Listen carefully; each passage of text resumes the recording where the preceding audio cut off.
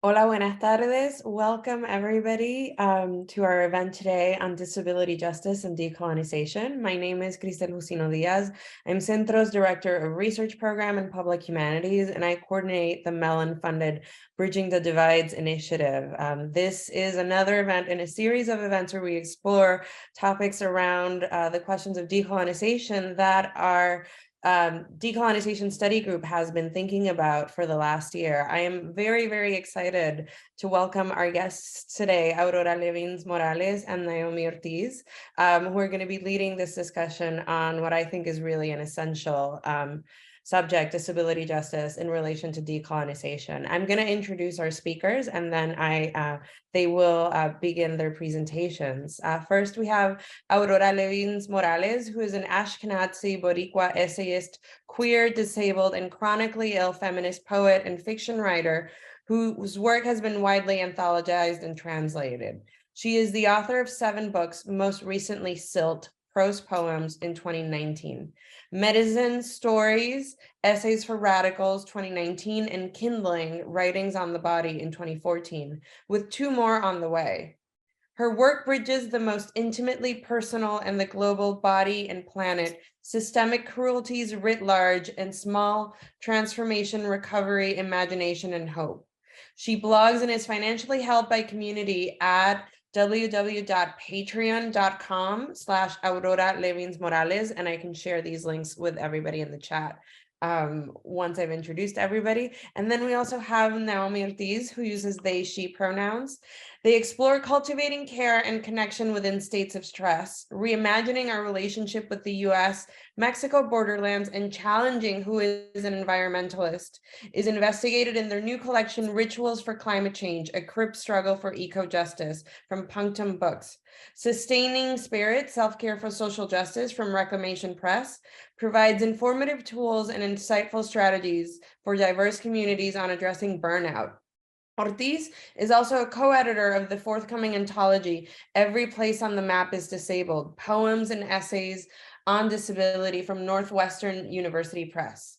As a 2022 U.S. Artist Disability Futures Fellow and a Reclaiming the Border Narrative awardee, they emphasize interdependence and spiritual growth through their poetry, writing, facilitation, and visual art.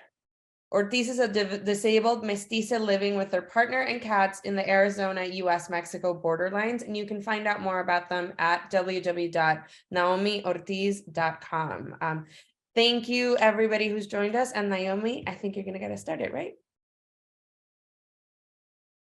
Welcome, everyone. My name is Naomi Ortíz. I am joining you from the current and ancestral lands of the O'odham, that's Oodham, and the contemporary settlement of the Yaomé tribe, Yome, of Arizona, colonially known as Tucson, Arizona. I am wearing a black bolero and a black shirt with cactus on it. And behind me is some bookshelves and a painting that's covered right now in progress.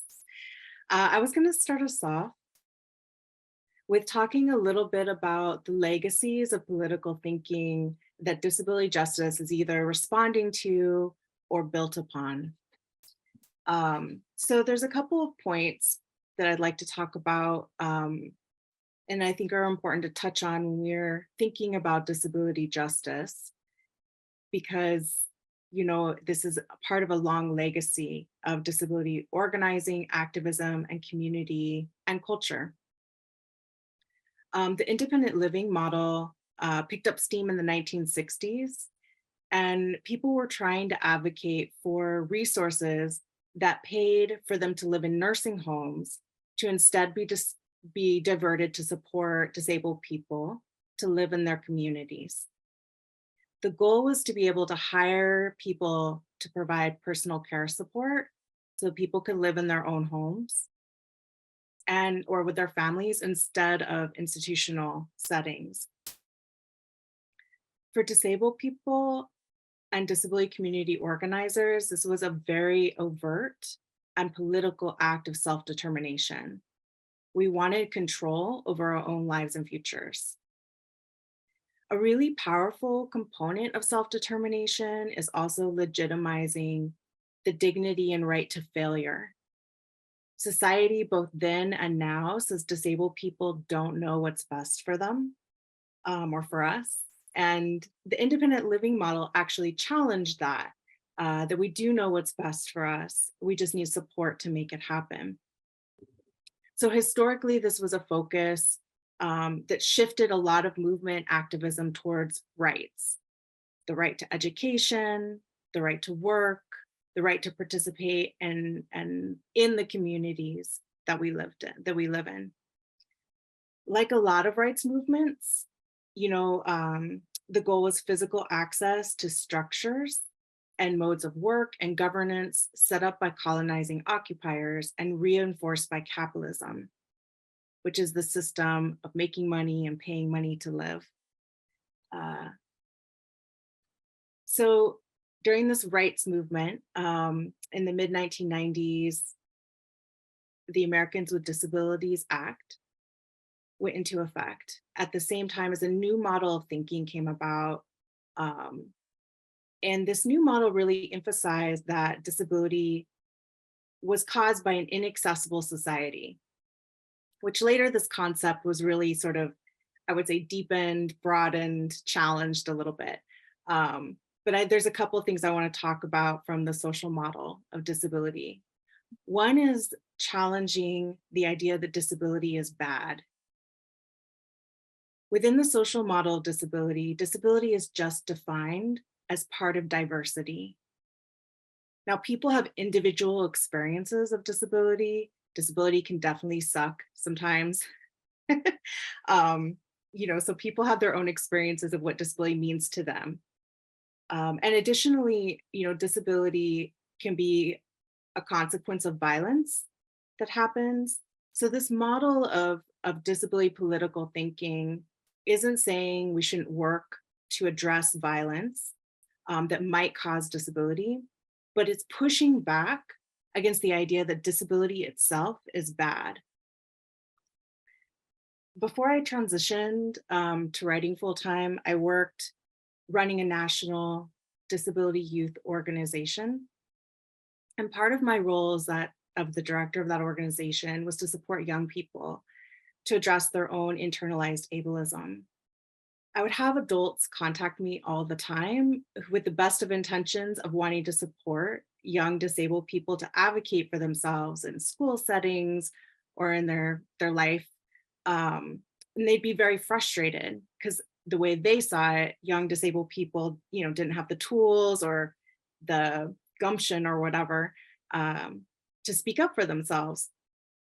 And what I discovered, was that disabled people are constantly bombarded with messages that disability is an individual problem, that it's one we're responsible for figuring out by ourselves.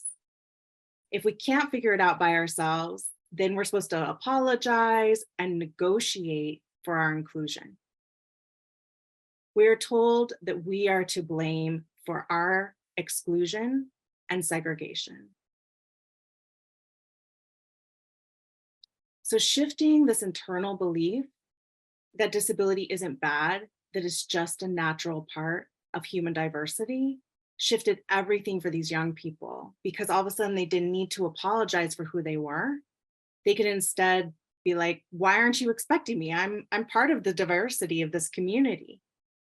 And that was really beautiful and powerful to see. So I think that's a key point and gift from that model.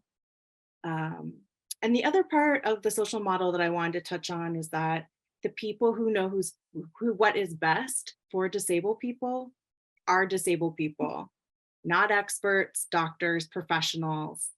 We are the best experts of what our body minds need and the solutions for how to live our lives. So then we come to disability justice. So there's this legacy, right, of movement where we were really focused on rights. And then there was a lot of critique as we began to get these rights, as these hard battles were won for varying degrees. It's not perfect for sure. But then we come to disability justice. And I really came to understanding disability justice through organizing with young people in the mid to late 2000s. And what I take from disability justice is that we deserve to be our full selves, to have all of our cultural backgrounds seen and respected, to have, and we do this through not just demanding what we have a right to, but also exploring what we're responsible for. Meaning, how do we show up in solidarity with other folks, working to challenge and change systems to be more inclusive, or develop alternative, ways of living altogether? Solidarity work, both with other identity groups, challenging themselves to be more accessible, but also for disabled folks to do our own work, to understand our own privilege and the way that we can be allies to others, is a really key part of disability justice to me. And something that fuels key concepts like interdependence and our key, and interdependence is, how we're going to survive our future, right? So I'll turn it over to Aurora, who's going to talk a little bit more deeply about disability justice. Thank you, Naomi. That was wonderful. I'm going to go through a list of some of the ideas of disability justice that I'm excited to be thinking about.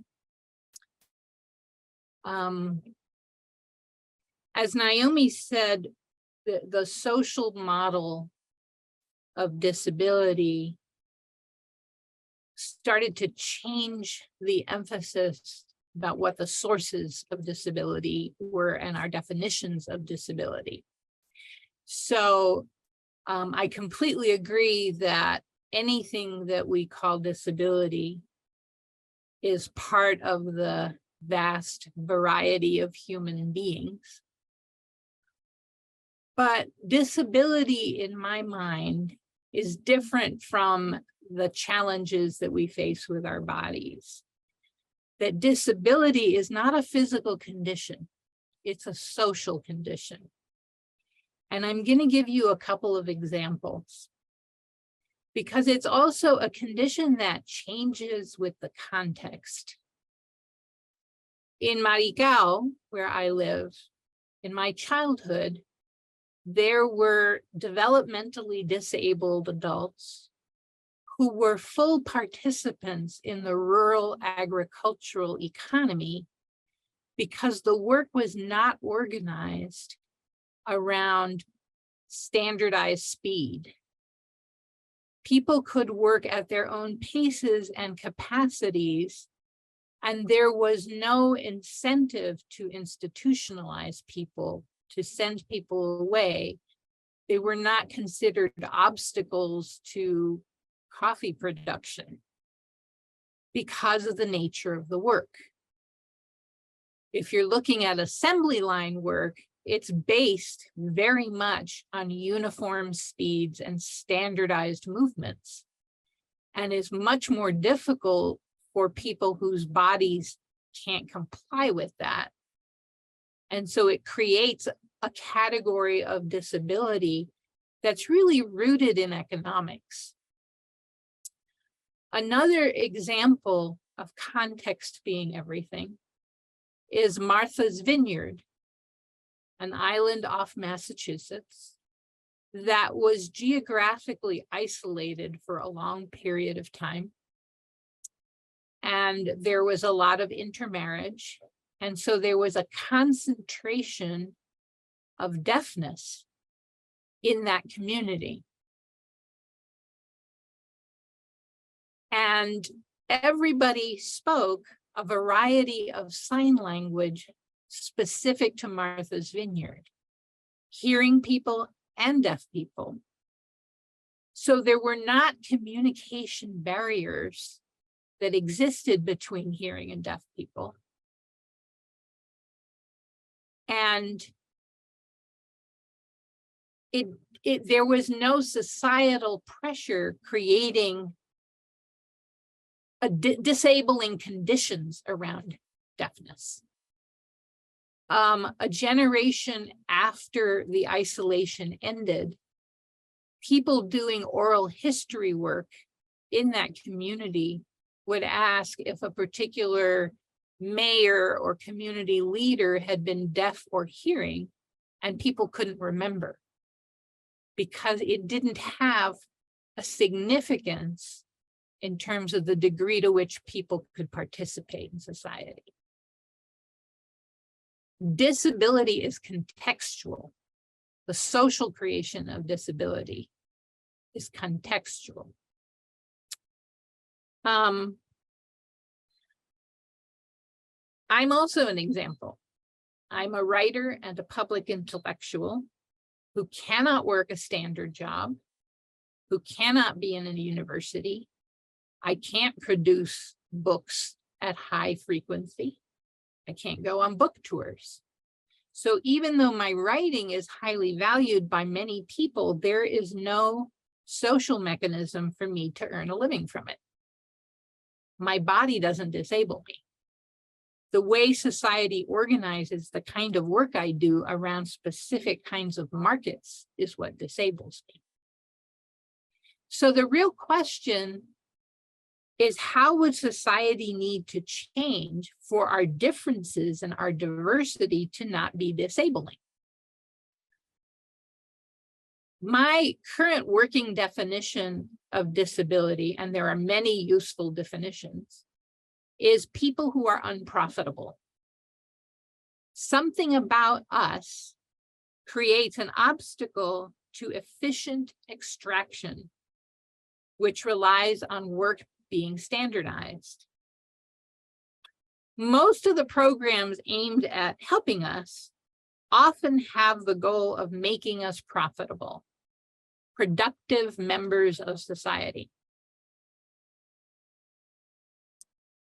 The disability rights movement that Naomi talked about made demands to give us access and inclusion in society as it is, which is essential, but is not enough. Disability justice investigates disability as a social condition, which is created to dispose of people who can't be easily exploited. We're not standardizable. It's an assumption of capitalism that economies need to expand, profit is the measure of success, and productivity must rise.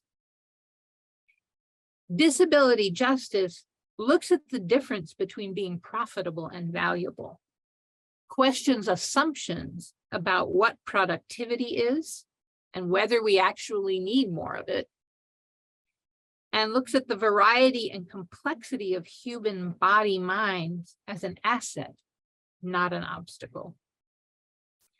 As Naomi referenced, because we're deprived of many basic forms of support, disabled and sick people have invented our own systems of mutual care outside the formal economy and its so-called safety nets.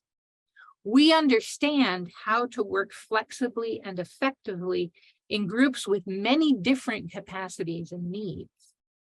We're leaders and visionaries in this field. Many of our social justice movements have internalized our society's values about speed, productivity, efficiency, work, and lead us to behave extractively toward each other. To the intense frustration of the Spanish invaders, quote, neither threat of punishment nor promise of reward, unquote, could get our indigenous ancestors to work harder than they needed to sustain their lives. They weren't interested in accumulation. Their economy supported them. They didn't need it to keep expanding. If disability justice frameworks were incorporated into the work of decolonizing Puerto Rico, we would echo that perspective. It would encourage us, as my brother Ricardo says, to make our efforts slow, deep, and irreversible. We would take the time to build long-term relationships of mutual solidarity as the foundation of lasting change. We would end the cycles of overwork and collapse. Urgency is an understandable response to threat, but a terrible guide to action. Disability justice offers us ways to reimagine work, to rethink the idea of usefulness, to redefine our value as people, which lays the foundation for deeper and more transformational anti-colonialism. We in the disability justice movement want to end society's process of disabling people. And I'm not talking about, there is the piece in which capitalism harms our bodies through direct violence, through economic exploitation and violence. I'm talking about the structures by which a certain segment of our society is defined as unuseful, as disposable. The only way to succeed at that is to challenge the whole system of extraction and all the ways we get disqualified from full humanity.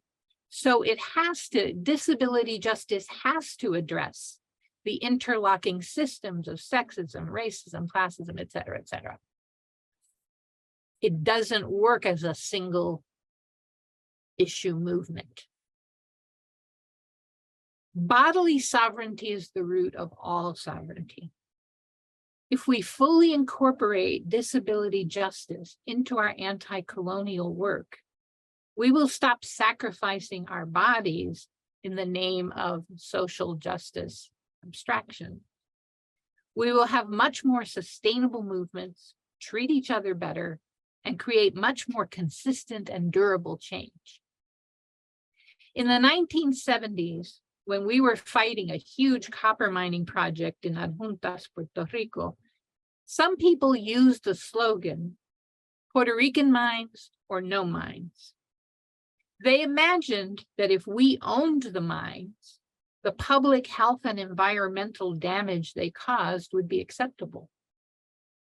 To build the questions that disability justice raises into our thinking about decolonization will help us create a Boricua future that goes beyond the right to run our own extraction, toward a society where nobody is profitable and everyone is valued.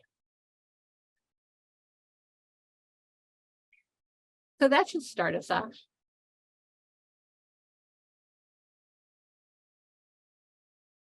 Or when did you first connect to the concept of disability justice? How did that work for you? I had been thinking about, I've been chronically ill since my teens. And so I had been thinking about how do you collectivize survival and who do you do that with from an individual perspective, because I needed that in order to survive. But my real connection with the movement, I had been bedridden with severe chronic fatigue and extremely isolated. And then I had the good luck to have a stroke. And the stroke provided me with a wheelchair because strokes are considered legitimate reasons for wheelchairs and chronic fatigue isn't. And once I was in a wheelchair, my disabilities, which people could not see at a glance, became obvious, or at least something about them became obvious. And I was able to move around in the world and stop fighting for the visibility of my struggles. And I encountered Sins Invalid, a fabulous disability justice, arts, and organizing and education organization in the Bay Area. Went to see one of their performances and was like, I have to be part of this. And so once they'd recovered from the performance, I banged down the door And I started working as a writer performer with Sins Invalid, and got to experience for the first time in my life a work environment that paid exquisite attention to everybody's inclusion needs. And it raised my standards very, very, very much. And I had a group of people to think theoretically, politically with. So that was 2008, I think, was my point of entry. And the writing I had been doing about trauma and health and abuse and recovery all fit very well with what was happening in disability justice. And so I became part of a collective process, which was a huge relief.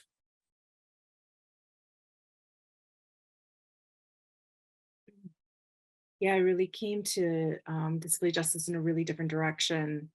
I was so lucky to get connected at such a young age to disability community, and a community that was being shaped by young people across the United States. There was a lot of funding for really like a decade for youth organizing and skill development for disabled young people in the United States. And so, I had this privilege of learning alongside disabled youth from all these different places. And what was so interesting is finding some cultural threads around disability. We could have totally different disabilities and yet still have a similar experience, not just with exclusion, but something like humor, like trying to have a conversation with a new partner about, how to be physical with each other. Like, these, whatever the disability was, there's always things with that. Like the levels of communication and how we need to be creative together in order to experience joy and pleasure. So those were things that I was finding. And there was like this term out there, disability justice, that in my world at the time, was being used by a lot of disability rights groups to basically mean disability rights. And so young people were like, we want something different. We need something more. And so a really big group of us got together just to talk about what disability justice could be.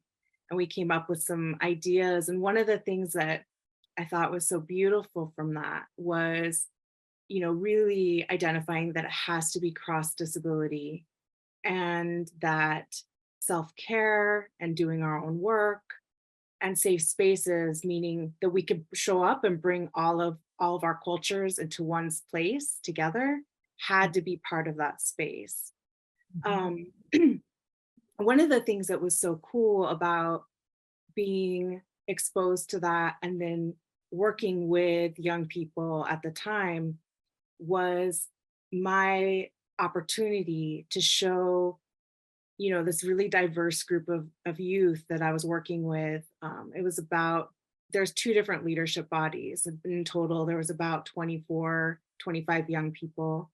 So when we get together, again, all different kinds of disabilities, you had people who had been mainstreamed in schools who didn't know how to act in solidarity with folks who were still being segregated.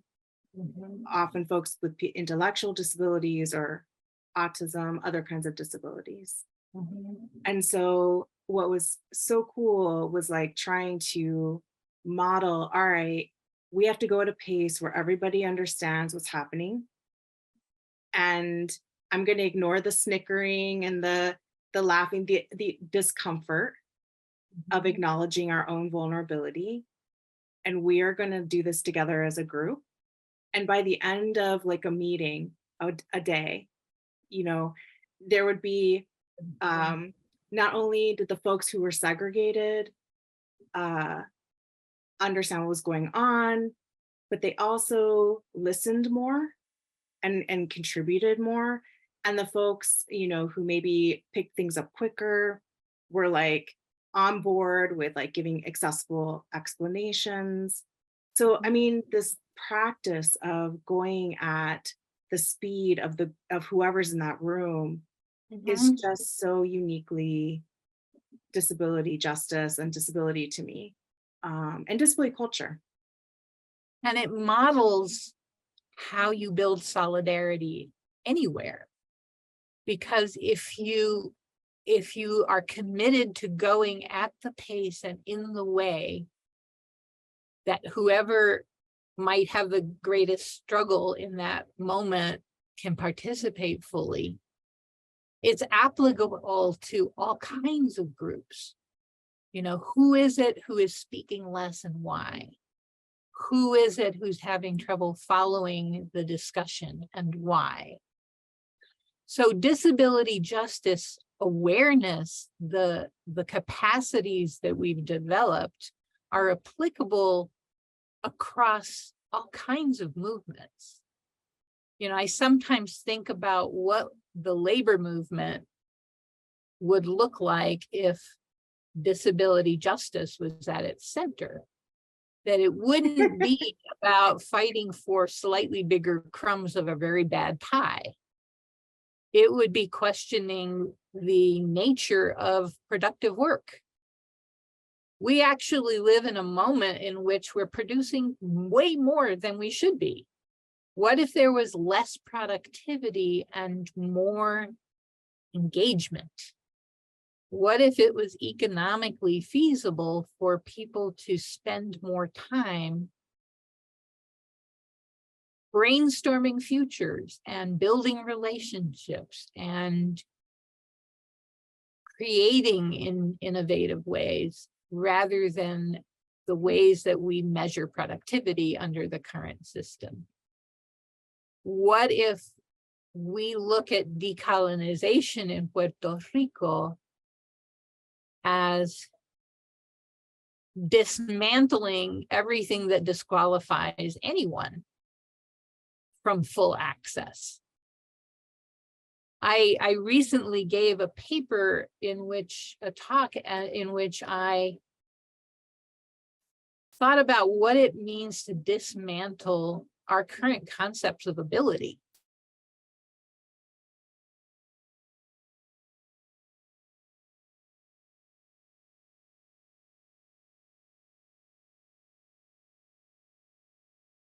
I'll just jump in because I think Aurora's screen froze, so we'll wait for her to come back. But I would add, oh, hi, Aurora. I was just adding a note while the screen faded out. My thought was to add into what you were saying is like, I think disability also looks at and asks explicitly like what the purpose of things are. So what is the purpose of education? Is it to have competition and that leads to the segregation that happens for disabled young people in education? Or is the purpose of education for us to learn how to survive as a community, figure out how to work with each other, offer our own unique skills? That's going to look really differently. So I'll turn it back to you. Well, and you know, for what, 500 and something, 30 years, Puerto Rico's economy has been built around, sorry, my phone interrupted. Turn it off. Has been built around creating profit for people elsewhere by producing large amounts of addictive substances. You know, we've had sugar, coffee, and tobacco plus rum. What would it mean to build a future for Puerto Rico that had at its center root sovereignty and universal inclusion? Like, if what happens if we start from there? What does agriculture look like? What does community development look like? which things are important. In disability communities, we have created different structures of value. There are skills we have that don't have a marketplace value, but that have tremendous value in community and in mutual care and our survival. So what happens if we frame decolonization around universal inclusion? I believe the disability justice movement offers a kind of accelerant.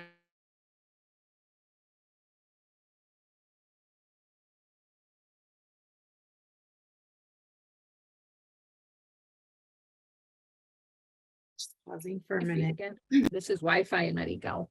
Am I there? Can you hear me? You're back. Here I am. This is Wi-Fi in rural Puerto Rico. One thing that will happen in decolonized Puerto Rico, universal, reliable Wi-Fi. But just to, I don't know what point I froze, but I was saying that disability justice is an accelerant for all social justice work, because we practice both our individual bodily and mental sovereignties and very sophisticated systems of cooperation. I think that might be a good place to maybe open things up for questions. Thank you both, Aurora and Naomi. I have so many things I would love to keep talking about. I'm gonna give the audience a chance to put in some questions, but I want to start things off. I think I'd love to hear more, especially both of you are writers. Aurora, I know you also write fiction. Naomi, I think you write poetry as well. I would love to hear about what sort of how you see these creative endeavors building into this practice of disability justice as well, and what role do you think that can play in the future, especially with relation to decoloniality as well, both in Puerto Rico and again, Naomi, I'd love to hear about your experience in the borderlands, right? Like, it's just such an important space for this discussion to be happening as well, and it's part of the reason why we wanted you to be here in this conversation as well. Maybe I'll take a stab at that because I'm feeling tired and I'll forget what I was going to say. I believe that all organizing is about storytelling. That whatever kind of organizing we do, we seek to change the narrative about why things are the way they are and how they could be different. And so for me, whether I'm doing my work as a historian, whether I'm writing a novel or giving a talk, it's always about what is the story being told here and how could it be shifted in the direction of universal solidarity. And so for me, art is one of the most powerful ways to do that. Art reaches people in ways that polemics don't. A good song is worth 1 million flyers, in my opinion, and worth several million speeches. Working with Sins Invalid was so delicious because we showed the audiences our lives. We acted them out. We sang and danced and made visual art that offered a different worldview, that gave a different, that just shifted the story about who people who are chronically ill and disabled are and what it means for the world.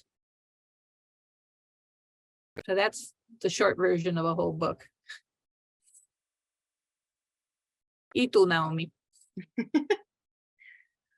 So well put. Yes. I would say I came to writing really for a need to address some of the deeper things that were coming up into me, the places that people were really getting stuck in movement work. Initially, I was really concerned because, folks that I was connecting with were burning out, leaving movement work. Really a lot of what we talked about due to the pace, the extractive nature of the work. And I was seeing this in not just disability spaces, but also reproductive justice spaces and border activism spaces. And what was happening is spaces were getting reset to that initial, oftentimes young, which is not bad. It's just a different level of maturity, coming in with brand new enthusiasm, but also going through their own process of learning. And people were movements. I've been worried about movements, getting stuck. So one thing that I wanted to explore was self-care, not just for disabled folks, but for anybody really, through a lens of people who have really been excluded and faced a lot of oppression and live in a society where those things are a constant. So I did a bunch of interviews and wrote Sustaining Spirit. And out of that, really, I found myself coming back to poetry. There's some poetry in the book, and I find poetry is a way for myself to really speak to things that I don't quite understand, I'm trying to explore and figure out. And so when I was, thinking about the current book that's coming out, Rituals for Climate Change, I really was interested in examining my relationship to this place I live, which is changing, and the intensive extractive nature of how we view the West. I think how a lot of our lands are viewed. Anyway, so for me, it's like this lens to launch off into exploring things in a deeper way, where are sources of connection and connectivity and love? How do we have a love affair with the places where we live? Those are the things that I have really deepened into coming from, disability justice and social justice work. I also talk about being in love with a vision of the future. That's exactly how we want. I mean, not exactly, because we can't control the details, but a vision of a liberated future, to be so in love with that we don't flirt with despair anymore, that we cultivate a sense of future. And art is really good at this. Speculative fiction is brilliant at that. What you said about poetry as a way of exploring things we don't fully understand, I love that. It's a way of kind of launching ourselves toward deeper connection when we don't exactly know the way.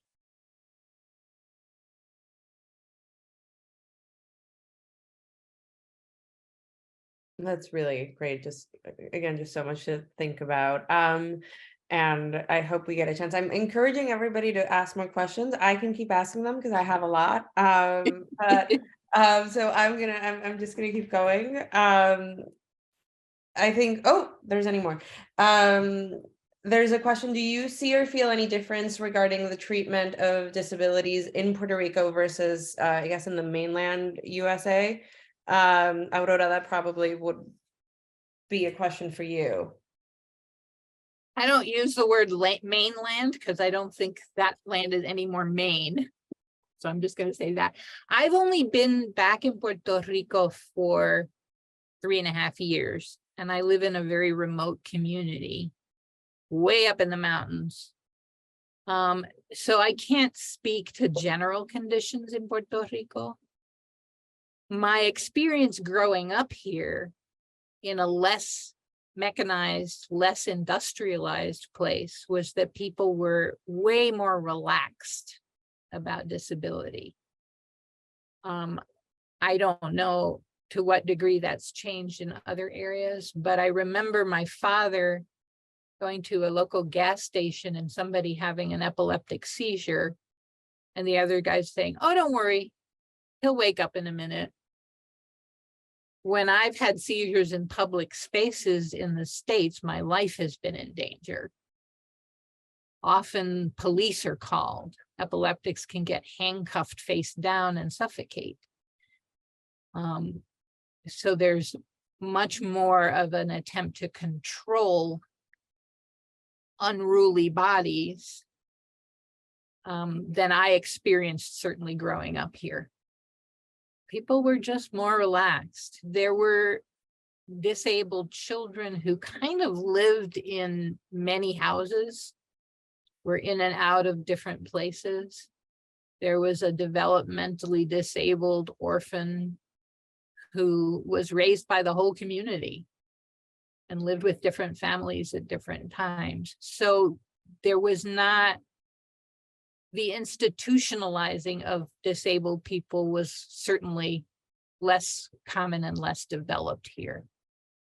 I don't know what it's like in urban settings now, but that's my experience. This is Naomi. I think, not to speak for what's happening, in Puerto Rico, but when I was thinking about this talk and connecting with you all, I was thinking about what I would want to tell my communities here. And one of the things that I think is really interesting is the concept of self-determination and the risk, the right, the dignity to fail is still very radical concepts in my communities. So to me, I think sometimes people can connect intellectually to what we're talking about, breaking down how we think about work or, some of the really exciting, juicy concepts, but the basics sometimes I think get a little bit overlooked and not grappled with in the same ways actually, which has a lot of impact on our day-to-day lives. The pressure to perform on young people is so escalated from when I was a young adult. The right to fail, I mean, you look at suicide levels among students, you look at how desperate and how desperately frightened often students are of failing at what is an ever narrower range of acceptable performances. I agree with you that it's people will connect to this intellectually, but are they still overcommitting? Are they still not drinking water when they need to or moving their bodies when they need to? Is a consciousness of our physical existence, all of our physical existences, part of what we do?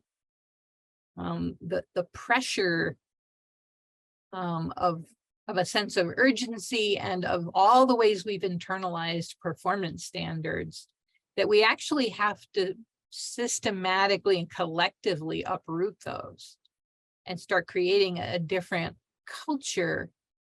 Rest is anti-capitalist.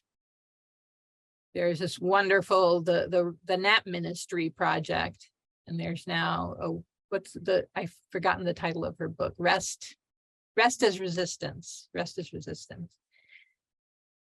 That in a culture built around our need to produce for others, it's a revolutionary act to say, no, I'm going to slow down. I'm going to turn down that gig. No, we're going to take a break right now because I'm hungry. There's a lot of bringing the theory to bear on how we live our daily lives. Figuring out what are the collective and organizational, institutional practices that we can do to begin incorporating these values. We're giving you long answers to your questions.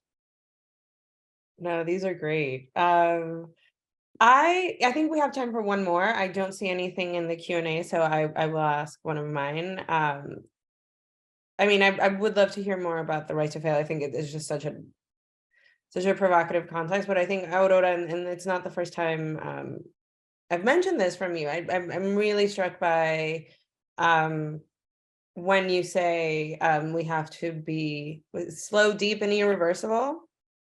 I'd love to just expand on that, because I've ever since I heard you tell us that for the first time, which was a few weeks ago, I've just sort of it's kept going in my mind, and I just love to hear a little bit more about that as well to sort of like close this off, especially because I think, you know, when it's very easy to get frustrated with the slow pace of these decolonization movements and of things getting stuck, right? So it is, I think, I don't know, when you said that, just so many things illuminated, right? So I'd love to close off with another reflection on that. Well, my brother was the one who came up with that phrase. We often experience urgency-driven activism where we leap into, we've got to do something big and noisy, and it should have a quick impact.